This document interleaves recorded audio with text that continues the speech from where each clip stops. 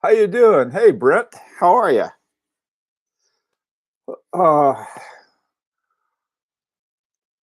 I want to get started right away, so I'm going to. Anyway, first of all, those guys from the United States.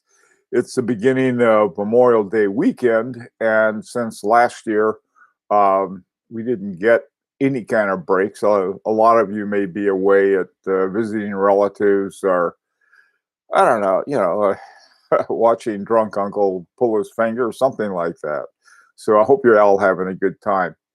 But today, what I wanted to talk about is misinformation. And there are a lot of different kinds of misinformation, and for some for very good reasons.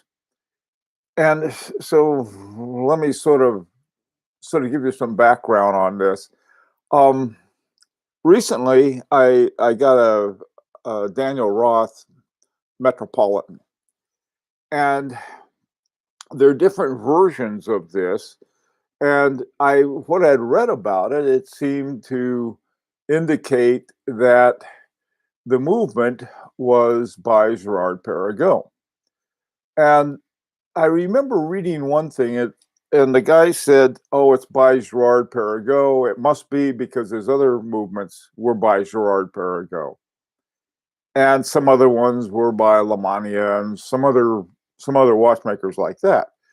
So I figured, okay, well, that must be what it is, but I wasn't sure.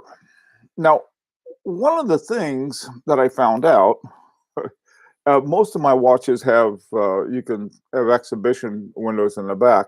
This one was solid, and so what I did is that I took off the back, which isn't was held together by four through screws, and I only lost one. I had to replace it, but it's not that difficult to find out. So anyway, so I opened it up and started looking at it, and I used my these things are really great. They're way overpriced, but they're as they say, like our watches are, but oftentimes they're worth it. And this is so what I did is that I took my loop. This is from something called a loop system. And I, had the back off when I was looking around on there. And I saw at the bottom it said, oh boy, what's the number on that? DR something or other slash 20. I forgot what the first ones were. And, that was what I expected to see. But then I contacted a guy I know at Girard-Perregaux, and he said it looks like a something else. It looks like an ETA 2892. And so I looked at it some more and I said, yeah, it does. Now, on another watch by a well known watchmaker, namely Christian Vanderclaw, this one, they they have the exhibition window and so forth, and I could look through there and see what it was. Now, I had thought it was a Soprod A10, which was acceptable. And so I looking more and more, and I see this little logo for ETA. I'm thinking, oh. And then I looked some more, and I found where it said ETA 2892.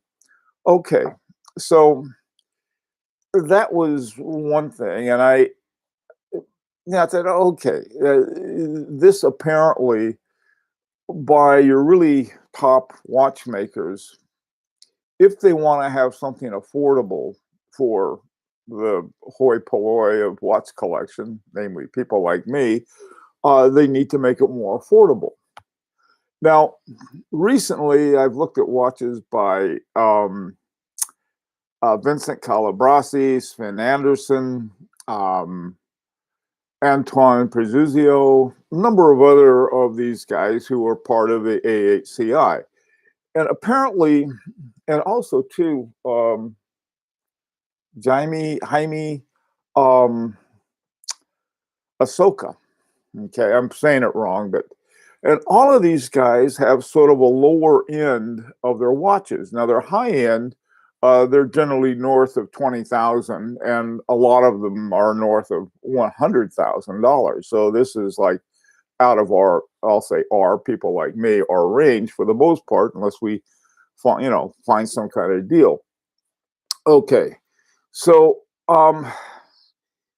what the whole thing was that excuse me, boy, the weather went from 90 degrees, the high of 90 to the high of 40 with the New England weather.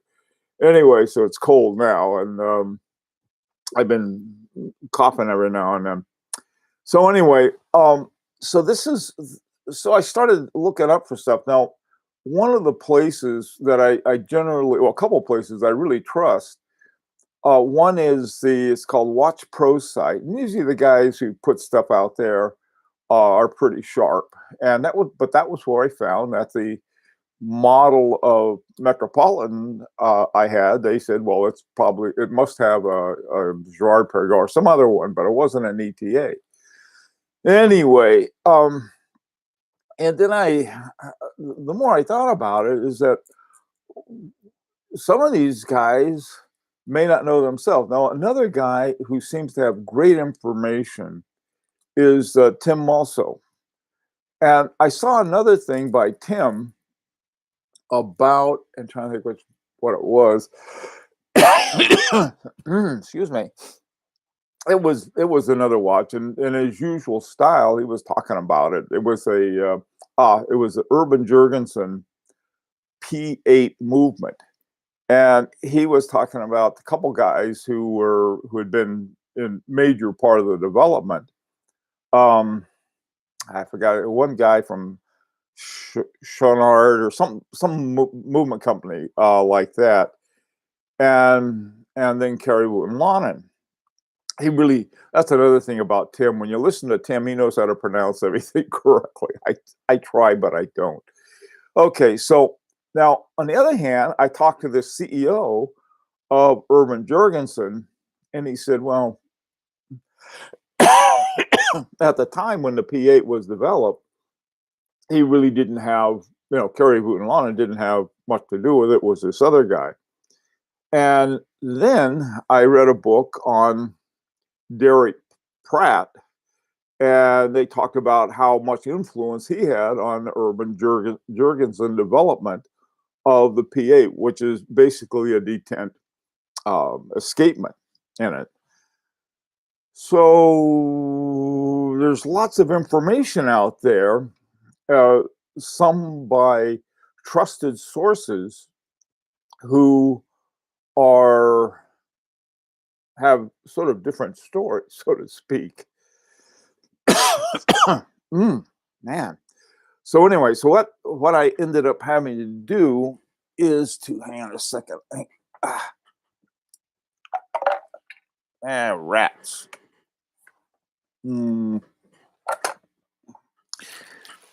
Phooey. I was going to grab a cough drop, so I guess they went off. Okay, so this is the thing, is that we have all of this information, and at some point, at least in my case, I've got to go in and find out for myself.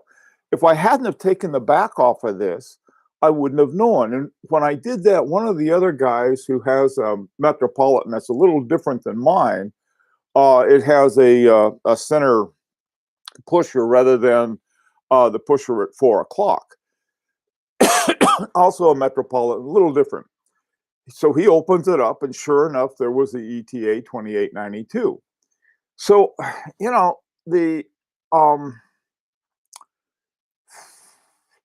this is what I sort of find as sort of a, there's further confusion, right, among it.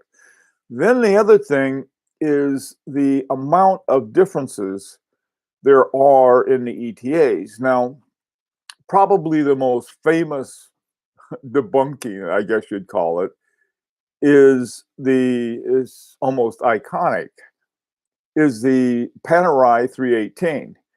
That's the one with the Brooklyn Bridge on the back. Somebody popped it open, and there was the worst looking unfinished ETA movement.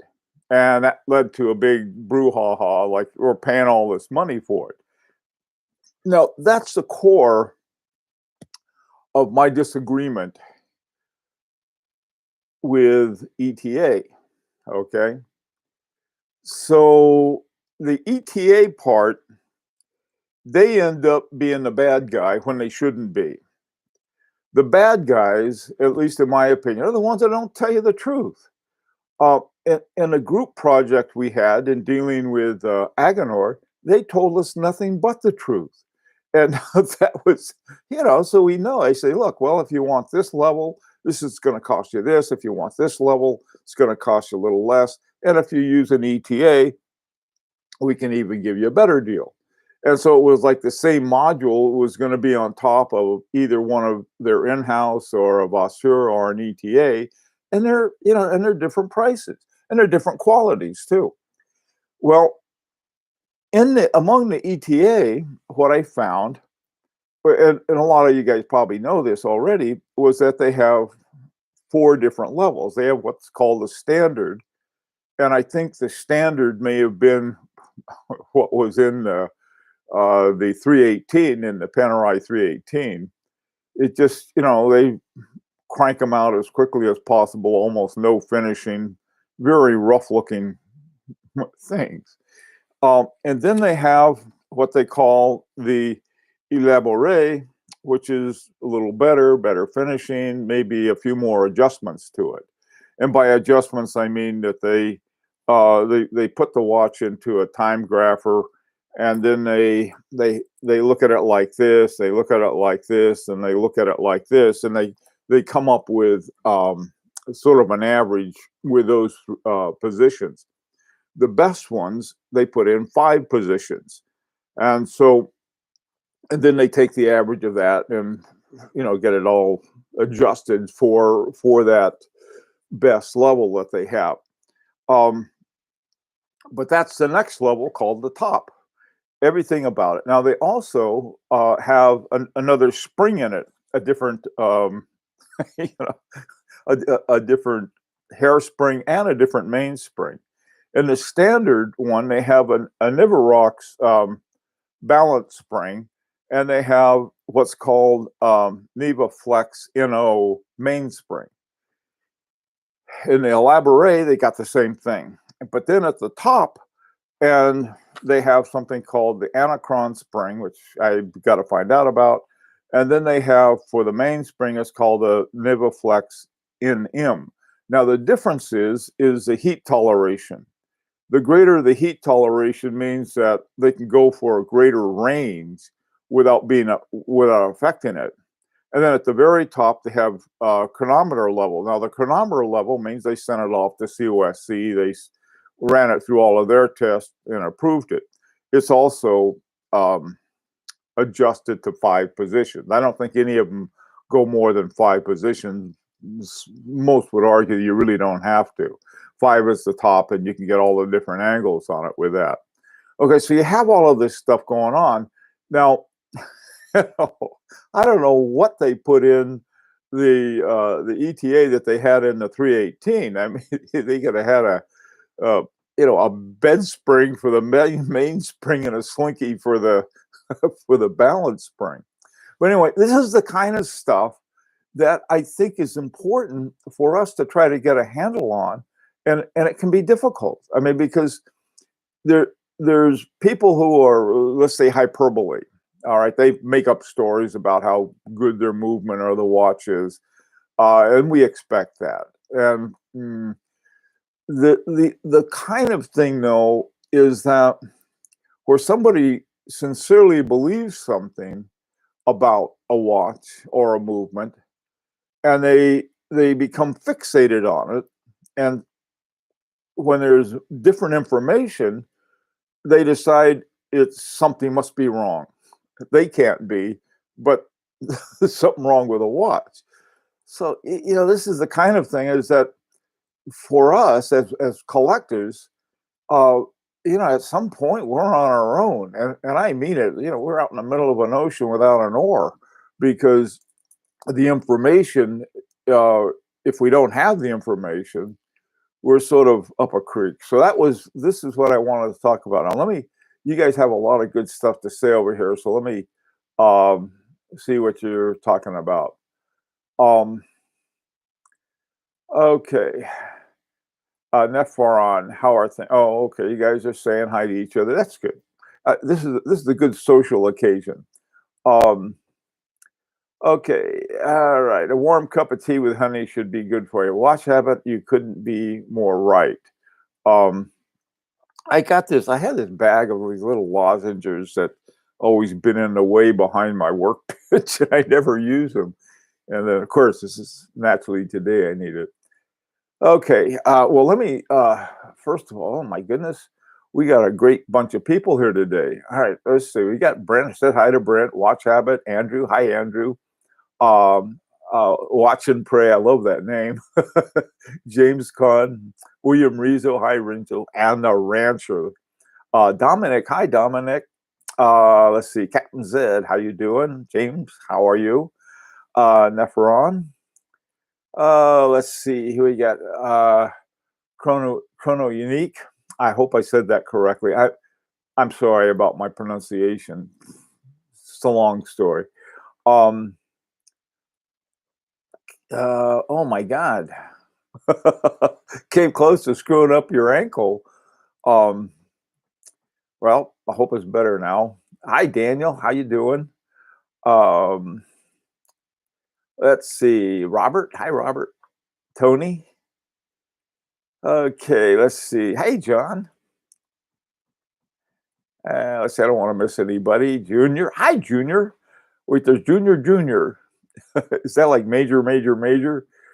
Okay, let's see. What we got here? Now we got to see some of these brilliant. Hi, Daniel Katz. What about the gray market, Roman Sharp? Okay, we're going to call it the secondary market. The gray market looks like somebody standing on a corner with "You want to buy a watch?" We'll call it secondary. Hey, Tim G from Manchester by the Sea, Massachusetts. Um, hey, Flippin' Zippo, how you doing, James? Uh, I like to watch Tim's reviews on YouTube. Uh, yeah, I love watching Tim's, except for one thing. I don't think I can watch a Tim Mosso review and not want to go out and buy the watch. So I'm careful about watching his stuff. But they are great. They're generally really good. I like his stuff. Hi, Johnson Yuan. How are you? Okay, Captain Zed.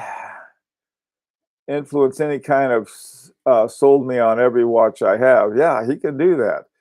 Uh, that's another story. Let's see. Okay, what's going on? Okay, let's see. Flipping Zippo. Hi, Indrajit. How are you? You guys, I hope you're taking care of everything in India because I know things are rough there right now. I heard, let's see, second collaboration from Mo, the artist. Oh, Kidok. Orange Hand, how are you? And let me see. Good grief. We got what a great group. Hi, Lisa. Mason, how are you? Um, Tony. One thing that Mason mentions that Sin uses top movements, ETA or Salida, whatever they can get a hold of. I think it's mostly Salida now. But the top ones, one way you can find if it's a top or not, or you should be able to, is that on the watch. I don't have one. I don't. This one has it. It says adjusted to 5 positions, and that's if it's adjusted to 5 positions. It costs more for them to do that. Then they put the Anachron spring in it, and then they have the NevaFlex NM, which is a better mainspring, better for the heat variations. Isn't that what the whole seal system was supposed to solve? Geneva seal and so forth. Yes, and you don't find Geneva seals on ETAs. Simple as that. I can't think of a single one that has a. I could be wrong. There could be some kind of something else involved in it. I don't know. The quality Fourier, the metas that um, Omega uses. Now, Omega there's a difference between sort of a COSC adjustment, or any kind of basically an observatory adjustment, okay, and certain levels of quality that are guaranteed not by COSC but by Geneva Seal, by Quality Fleurier. I think those are the two main ones. There are probably some other ones that have a called. Oh yeah, Patek Philippe. I don't know why that tickles me. They give themselves this is a Patek Philippe, and it's approved by Patek Philippe. I don't know. Okay. Okay. Not only is it minus plus 60 per day, it also walks downstairs. Yeah, that's the slinky they got in there. Okay. Okie doke. Hi, Andrew. How you doing? Let's see. Okay, let's see some brilliant ideas here that you guys have.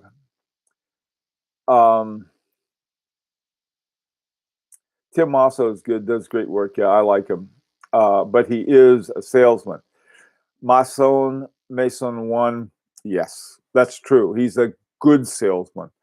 I gotta say, um, he he has what Tim has, I think, that is really important for someone in his position, is that you can tell he, or at least he's good at showing it. He's very enthusiastic about it. I mean, he really loves watches, um, and gets excited about it, and that's a good thing. I think we all should feel that way.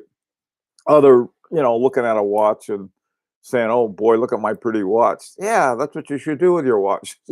Or look at my fun watch. I think I'll work the Roth or something like that. Um, some Roger Dubuis watches had Lamania movements with the Geneva seal. Yeah. Oh boy. Okay, that's true. Um, the boy. Yeah. This is the other kind of thing. You don't necessarily have to have a what we might call in-house for Geneva seal. It helps if you do. Vacheron. Look at Vacheron Constantin. The only ones that I know now from Vacheron Constantin that do not have the Geneva seal are the entry level 56s. They have the movement that was made by Val Fleurier, which is owned by Richemont, and is also used, I think, in Piaget and oh boy, what else uses it? I think possibly um, ah what? Can't think. Oh, Cartier, and possibly some other one. But yeah, and so Geneva Seal say, "Oh, we're not giving you a Geneva Seal because that's not up to our standards." On the other hand, a good Lamania, especially one that's been worked over. That's another thing too I want to talk about, is there's a big difference between an ebauche and a movement. All right, I'll put it that way. Uh, this watch going down, sort of drilling down into the movement, is that what they have is that they have a Christian Vanderclaw complication for the moon phase. That's it. Okay. And they essentially put that on top of a pretty much completed ETA 2892 A2. Okay.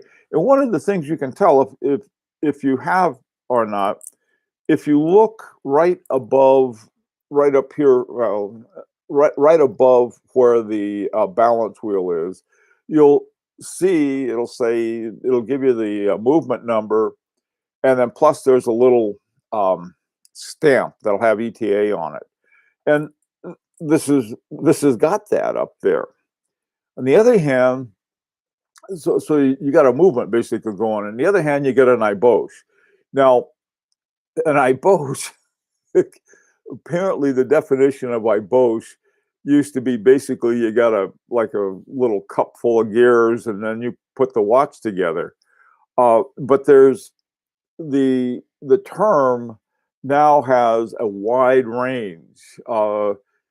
It can it started off, it was everything I think except the regulator that you got with an ebauche, and you had to do your own thing with a regulator, possibly with the balance too. I'm not sure, but yeah, basically you got the basic uh, works of it.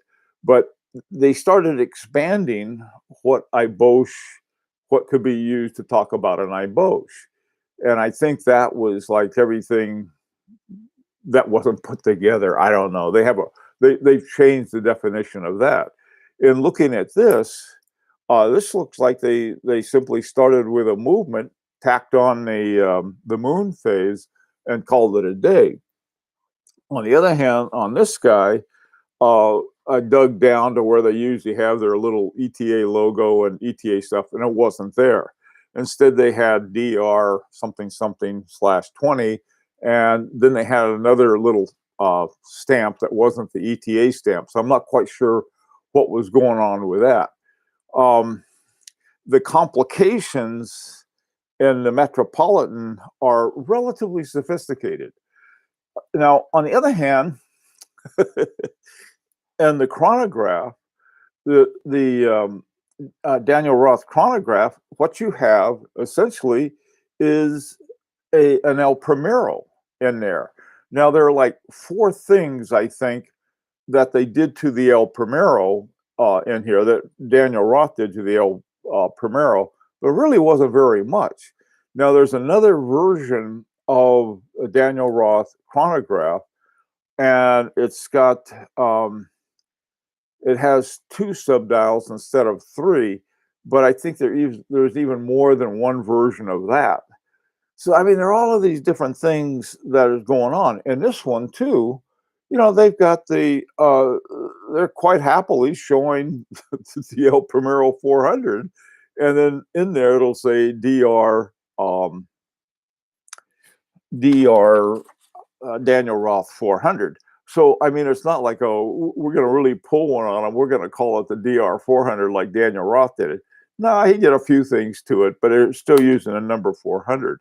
If if you take your yeah, if you take um, your loop, and you don't have to get a loop systems are really expensive, and I blame the whole thing on Mike. Oh, what's Mike, the rep, I'll call him that, Gallus. Here, if I look here,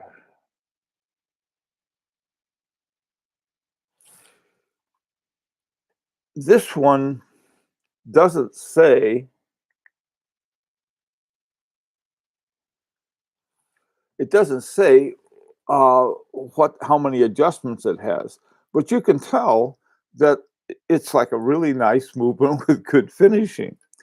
The thing about this one, when I took off the back, now if you got a solid back on there, you don't have to worry about the finishing.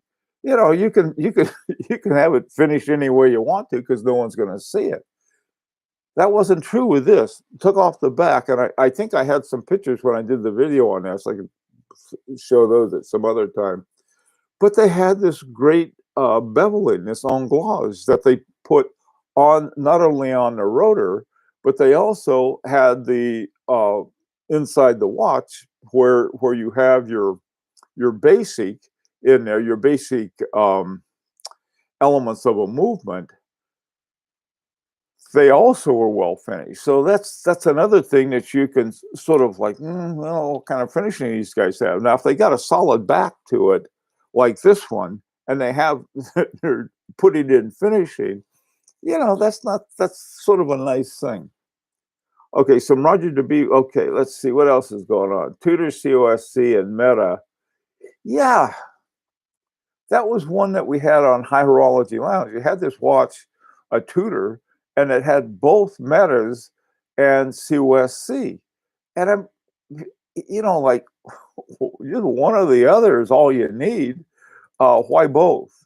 And I don't know. Well, Metas does some extra stuff that COSC does. Okay, fine. Just do Metas and not have to So they call it, I think, a master chronometer. Like, okay, let's see. Sorry to hear that the number. See, Rancher, you can't. I can appreciate blessing to survive this terrible virus. Pass on my regards. Yeah, that's viruses. Yeah, I hope everybody get their shots. They're so easy to get now. I can go to a drive-in and get them. Daniel Roth is another underrated brand. Oh yeah, but I think more and more people are discovering it. There are a lot of sort of back doors that you can find some of these really good watchmakers materials. Who was it? I got ones that are unusual, like the Jacquet 736 and movements like that. They're not, let's see, genius level. They're probably had a 7001 ebauche and they put it in a watch. Okay, well, let me get back to, I guess, our focal point. I'm out of time, but let me make a couple other points. We're on our own. You know, it's sort of like um, the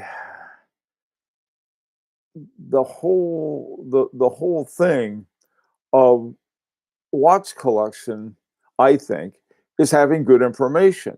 Now, if you're a fanboy of one brand or another and anything that comes out, um, you know, that's one thing. On the other hand, if you really are looking to find a good buy, it's your money, and you want to get what you're paying for, you got to know this stuff. I mean, you got to look into it. Um, okay, dinner time in Hong Kong. Sorry, James. Give my regards. Daniel Roth is underrated. Yeah, perhaps as Parmigiani. Yes, both of them. Both of them are great. And, you know, that's sort of a cool thing to know it. And that's the other part. People who spend the time learning about watches get all the good deals because they know what a good deal looks like. I think when I got that Urban Jurgensen, I couldn't believe the price on it because it was so far above what I'm willing and able to get to spend on a watch. I was able finally to get one, and that's not because the I mean everybody had seen that same price. And a lot of them recognized it for what it was. A really good one too. Okay, incoming GPH. Oh, those are good. That's another thing. I like those GPHG winners. I think I got a couple, and you know that's sort of a nice thing. You can find some good bargains on that. Listen, I'm this thing I'm really talking a lot about. Um,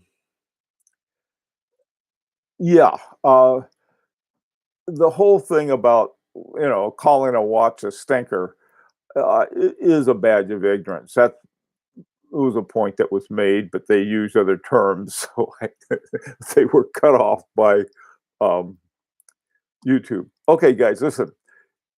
Get your shots if you haven't yet. Stay safe. Enjoy if you're celebrating Memorial Day. In other words, you got a 3-day weekend. Have a good time.